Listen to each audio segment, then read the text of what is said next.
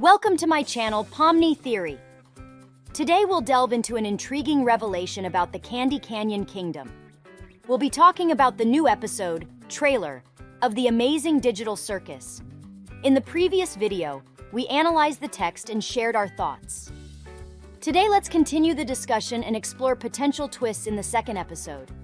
Let's dive together into the world of mysteries, puzzles, and adventures. Don't forget to hit the like button, subscribe to the channel, and share your thoughts in the comments. Did you notice the subtle details in the screenshot we obtained? As we zoom in, an unusual sight unfolds. A carriage, drawn by a peculiar elephant, carrying none other than Pomni, Kinger, and Jax. But the mystery deepens. Where are Ragatha, Gangle, and Zubal? Are they absent from this adventure? In the trailer, Kane awakens Pomni to share news of the fantastic digital circus.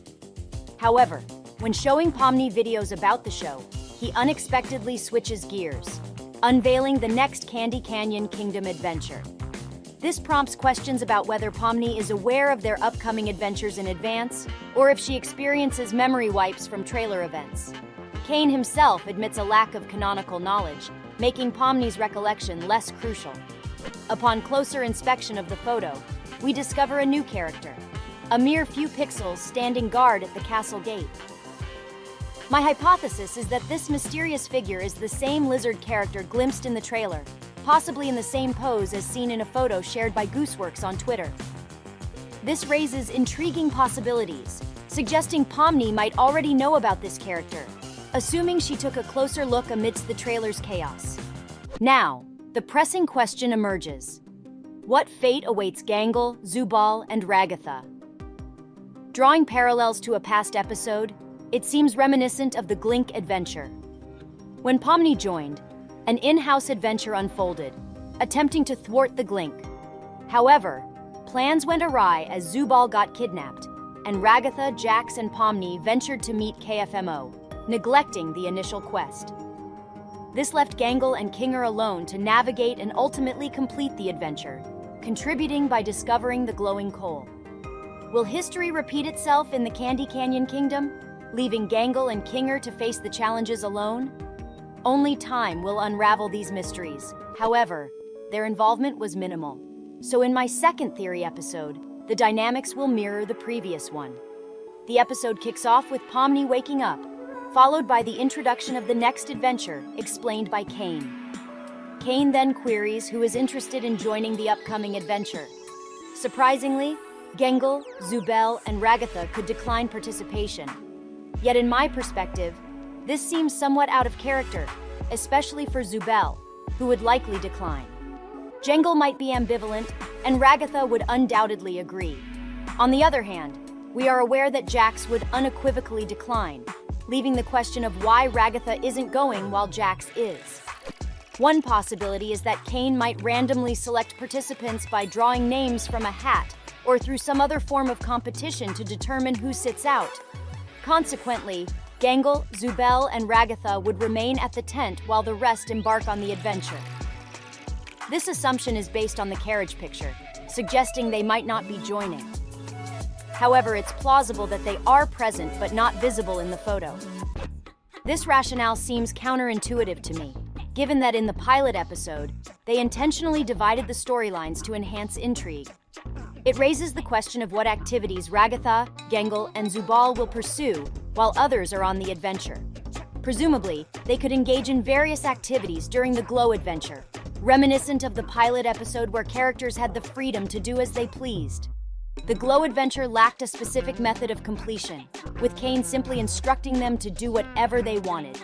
Meanwhile, he went for dinner with the mannequins, and Jax, Pomni, and Ragatha handled KFMO abstraction, which wasn't even part of the adventure, but he was the one who eventually contributed to completing the adventure. This implies that in Episode 2, Ragatha, Gangle, and Zubal can essentially pursue any activities they desire while the others are on the adventure. In my opinion, Zubal is likely to return to her room and engage in idle activities or attend to matters within her room, the interior of which remains unseen. This assumption is drawn from the pilot episode when, During the Glink adventure initiated by Cain, she expressed a desire to go back to her room, albeit reluctantly participating after Cain compelled her through GLS's kidnapping. As for Gangle, assuming her situation hasn't changed from episode 1, she might retreat to her room to mend her comedy masks, aiming to restore her happiness. The interior of her room reveals her constant efforts to fix the masks, particularly the comedy ones that frequently break. We can infer that the sad mask is part of her real body, placing her in a situation similar to Zubal's isolation in her room. The most perplexing scenario is Ragatha's activities. Given her eagerness to partake in the adventure, her exclusion leaves room for speculation about her actions. In my view, this might be the most intriguing part, potentially unfolding as a side story where we follow Ragatha exploring the tent, akin to Pomni's exploration in the pilot episode. Cain, being occupied with random activities involving his mannequins during adventures, is unlikely to impede Ragatha. This subplot could offer insights into exiting the circus, especially considering Cain's admission that the exit door he made holds little significance. There might be an alternative way, and episode 2 could unveil this.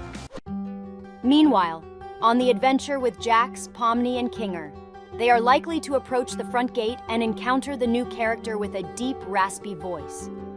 This character could be either amicable or attempt to obstruct the circus members' entry. Regardless, they will eventually find their way into the castle, where they will confront the imposing fudge monster, necessitating a strategy to overcome the impending threat. And eventually, as they enter the castle, that's when we will be introduced to our next character, the Candy Princess. As of now, we are uncertain about whether the Candy Princess is benevolent or not. However, in my opinion, judging by her design, she appears innocent, but there's a possibility she may turn malicious when angered. Thus, when Pomni, Jax, and Kinger encounter the princess, we might witness additional developments. For instance, recalling the scene of Kinger wielding a shotgun, it could potentially be within one of the Candy Canyon Kingdom's rooms. However, since the place appears beautiful and bright, I speculate this might be from episode 3, or, at a stretch, episode 2. Beyond that, it remains uncertain what would transpire once they are inside the kingdom. Is it the conclusion after rescuing or meeting the princess? What will actually unfold? In my opinion, the princess might be the queen ruling over the Candy Canyon Kingdom, assigning a quest to Pomni, Jax, and Kinger, tasking them with defeating a monster or completing an adventure. For instance, they may not encounter the fudge monster immediately. Instead, they could be sent to defeat him as per the queen's request. Following this, they may have to deal with him, whether by consuming him since he's made of fudge, a fact confirmed by Glitch, or adopting some other approach. Upon defeating the monster, they would successfully complete the Candy Canyon Kingdom adventure, earning Cain's approval to return to the circus. However, it's crucial to note that anything can change, and this is all speculative, subject to whether it will actually unfold. Share your thoughts on what you believe might happen in episode 2 in the comments. Thanks for watching, and don't forget to subscribe.